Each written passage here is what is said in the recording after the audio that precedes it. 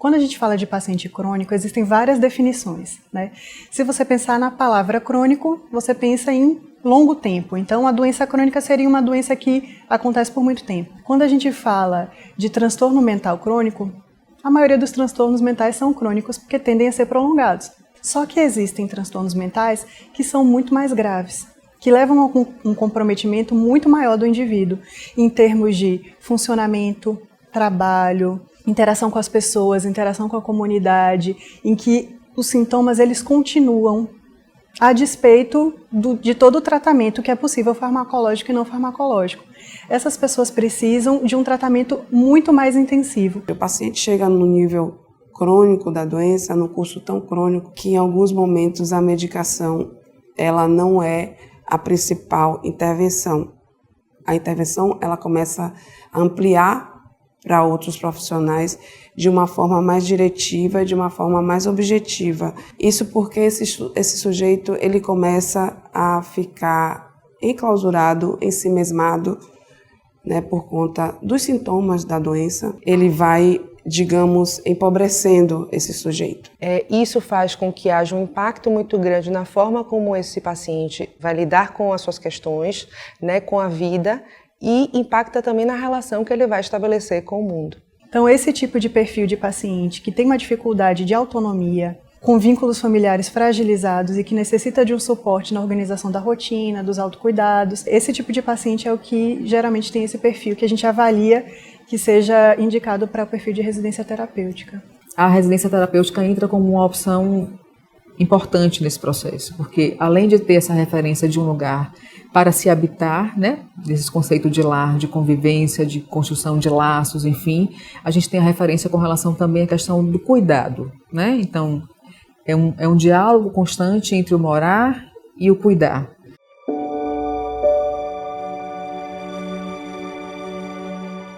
Dessa construção do conceito de lar, né, que se propõe, que é um desafio diário que a gente vivencia, né, dessa identificação desse indivíduo consigo e com esse processo de adaptação a uma nova forma de estar no mundo, que é através da vivência na residência terapêutica. Lá é a casa deles. A equipe ela atua apenas no elemento que facilita esse caráter de lar, esse caráter de moradia. Porque existe uma responsabilidade no que você apresenta enquanto estratégia terapêutica para esses moradores, para essa família que espera que você, né, e a equipe da residência consiga fazer um trabalho de fato de resgatar esse sujeito na sociedade novamente, coisa que a família não conseguia fazer por impossibilidade, várias impossibilidades.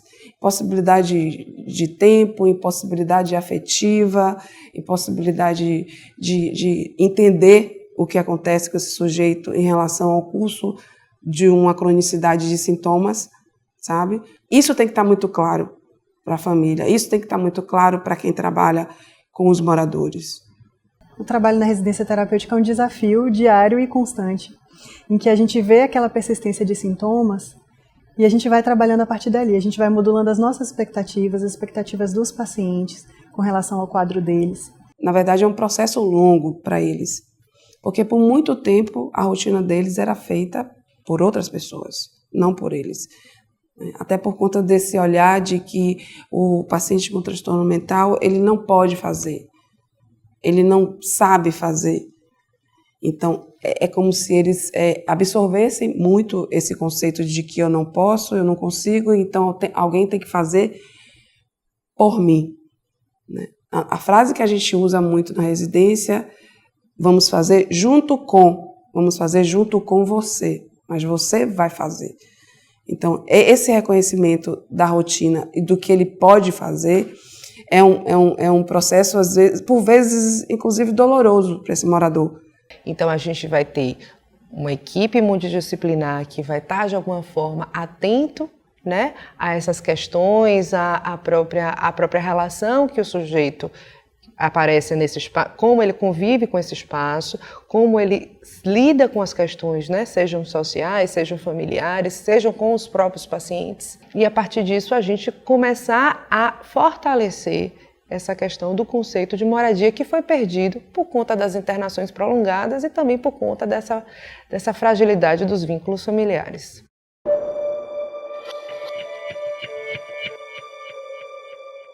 Tem muitas famílias que estão desgastadas ao longo dos anos que tendem a um afastamento, né? Então a gente vai tentando aproximar aos poucos, vendo também como cada família vai reagir, como cada família vai aceitar. A gente não pode também forçar muito, porque eles têm a dificuldade deles, eles que conviveram. Então muitos colocam assim, hoje eu já me sinto mais seguro para visitar com mais frequência.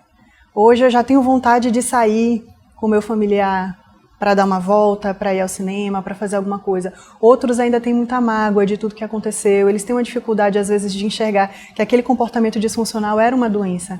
Porque o que fica é a mágoa de algum comportamento agressivo, ou agressividade verbal que ficou. Então, vai depender muito da família. Muitas vezes é uma família que está desgastada e que está com dificuldade no restabelecimento dos laços com esse morador, né? Então, esse processo de ressignificação desse laço, dessa convivência familiar, é algo que tem que se dar de uma forma muito cuidadosa, respeitando tanto o limite do morador, né, os seus interesses, as suas expectativas com relação a isso, e também da família. A gente entende que há uma fragilidade desse vínculo, a gente entende que há também uma dificuldade desse paciente se reapropriar desse espaço, mas a gente está num lugar muito diferente, não de abandoná-lo, mas de investir, de que ele possa fazer diferente. Então a gente promove algumas atividades na residência, no sentido de que a família possa estar presente, né, compartilhando aquele espaço, aquela vivência, estimula as licenças também compartilhadas, enfim, para que isso seja algo, essa vinculação, para que esse laço ele vá se fortalecendo a cada momento. Quando a gente fala de um paciente adoecido, a gente também fala de uma família adoecida, né? A família adoece nesse processo. Então, a gente esclarece muito, né? A gente orienta muito a família que a residência não é um lugar de abandono, a residência não vai tutelar esse paciente, a residência é um lugar de cuidado que vai ser compartilhado com essa família.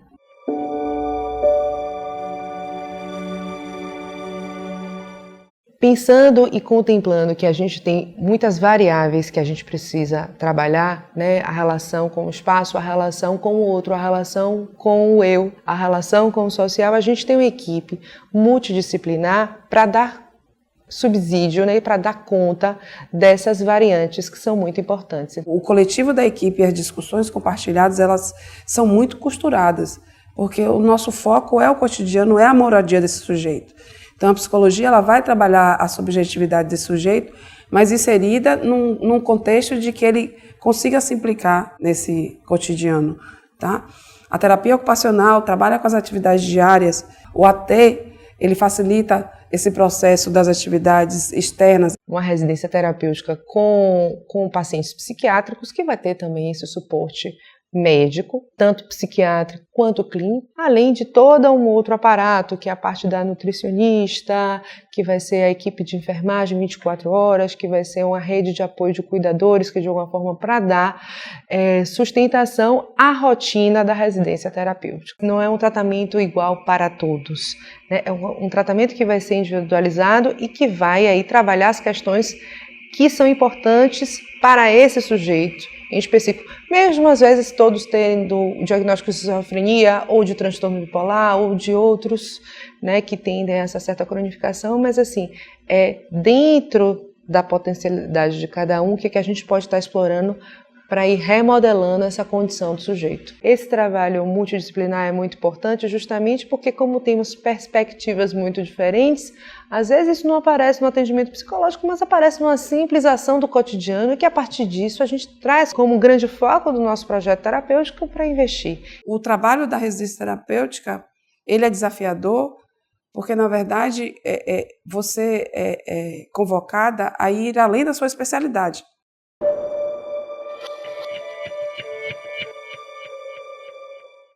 É importante a gente pensar que com pacientes crônicos, muitas vezes, o que parece muito banal, que parece imperceptível, né, para um paciente crônico tem um grande sentido, qualquer tipo de avanço nesse sentido. Então, a gente tem pacientes com dificuldades em sentar à mesa e conseguir realizar uma alimentação de uma forma adequada.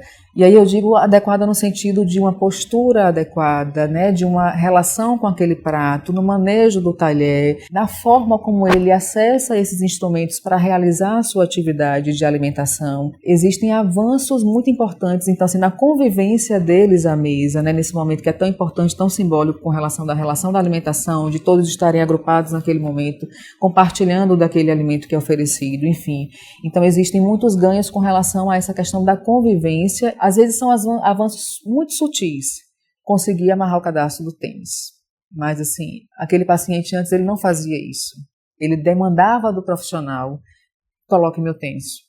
Essas pessoas começaram a não fazer, a não atuar como protagonista na sua rotina. Então, coisas muito simples de acordar pela manhã e não ficar na cama o tempo todo, porque está sintomático, porque está com um quadro mais cronificado.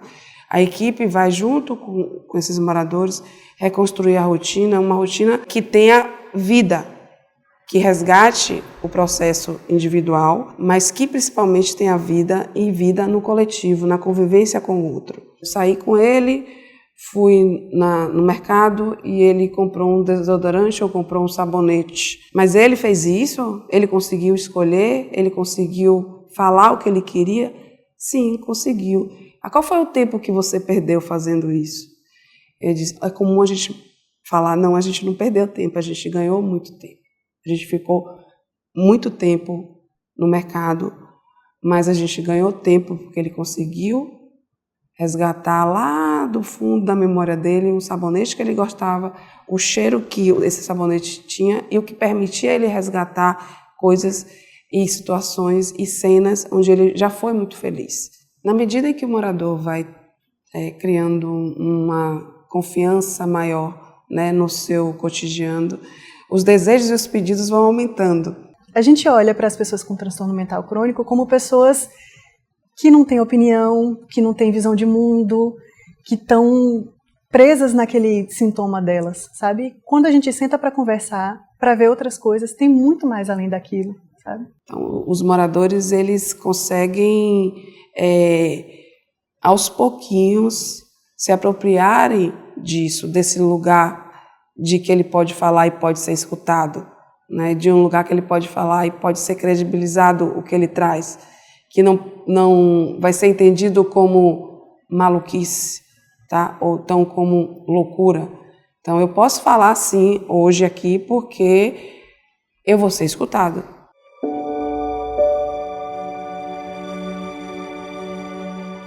Nosso grande recurso na residência terapêutica são as saídas. O sujeito não fica enclausurado institucionalmente. Ele sai, ele tem contato com o mundo. Se a gente for fazer um comparativo de, por exemplo, até na própria família, por conta do cuidado excessivo, por conta, né, da doença, que se o sujeito queria cortar o cabelo ou queria fazer a unha, então a família contactava a manicure, contactava o cabeleireiro para vir em casa. Nosso movimento é completamente ao contrário. A gente vai buscar o cabeleireiro fora, a gente vai buscar a manicure fora, a gente vai buscar fazer uma hidroterapia fora, porque senão você começa a fazer uma atuação equivocada do que é residência terapêutica, do que é moradia assistida. A ideia dessa sociabilização não tem a ver só com se comunicar, tem de criar novos processos de subjetivação e de começar a se sentir pertencido a esse mundo. Isso aí, assim, a gente tem ferramentas muito interessantes porque, assim, essa territorialização e essa relação com o próprio bairro, deles estarem indo no salão de beleza, deles estarem indo no supermercado comprar as coisas deles serem conhecidos na banca de revista, faz com que eles, assim, não é só eu me comunico com essa pessoa, eu pertenço a esse bairro, eu pertenço a esse conjunto e eu também me comunico com as pessoas. Com pacientes crônicos, perceber a sutileza dos avanços é imprescindível. E faz todo o sentido para ele poder ir à cafeteria, sentar-se à mesa, solicitar um café, uma torta e poder ser respeitado naquele espaço social onde ele está. ter atendido a sua necessidade, o seu desejo e poder circular por esse espaço de uma forma digna, de uma forma saudável. Para isso, o trabalho ele não vai ser um trabalho de enquadrado, ele não vai ser um trabalho padronizado, é um trabalho que é muito construído, tijolo por tijolo, sabe? Com a família, com o paciente, a equipe, sempre pensando o que a gente pode fazer para diferenciar, para remodelar essa forma com que ele lida com as suas questões. Isso é muito importante para que a gente não fique achando que as soluções dadas para um paciente vai servir para outros.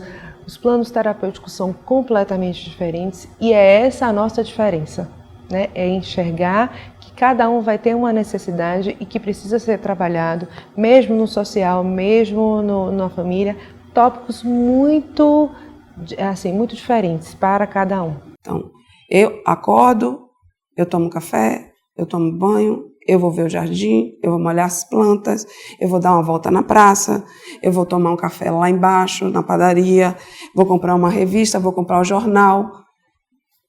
Isso se a gente for pensar que essa visão desse cotidiano é uma visão simples, para esses moradores é uma condição muito difícil, porque eles perderam. Então, a rotina, basicamente, que a gente facilita para esses moradores é a construção da vida.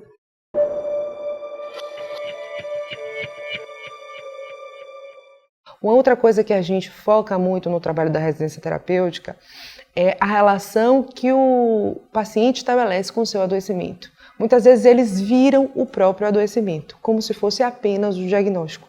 Eles ficam numa posição, muitas vezes, de uma certa alienação, né? Tanto eles quanto, de alguma forma, a família fica numa posição de alienação do adoecimento. Então, a gente tenta, de alguma forma, extrair quem é esse sujeito. É uma ressignificação da vida. É uma nova possibilidade, é falar de um outro lugar, dar a essas pessoas uma nova possibilidade de estar no mundo e de atuar nesse mundo, né? De poderem ser ouvidas, de exercerem suas atividades básicas de uma forma mais autônoma, mais independente.